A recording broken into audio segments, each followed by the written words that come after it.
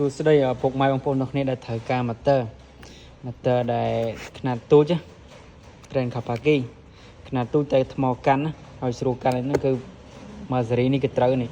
សម្រាប់ជាងគាត់ដោះស្រួលកាន់ស្រួលអីហ្នឹងព្រោះនេះវាប្រើថ្ម16 វ៉ុលអានេះទូចតែមេទេបងប្អូនគ្នាប៉ុន្តែភ្លើងវាកាន់ល្អដោយសារ brand នេះគឺកាន់ភ្លើងខ្លាំងអញ្ចឹងសូម្បីតែទូចនេះក៏កាន់ភ្លើងនេះ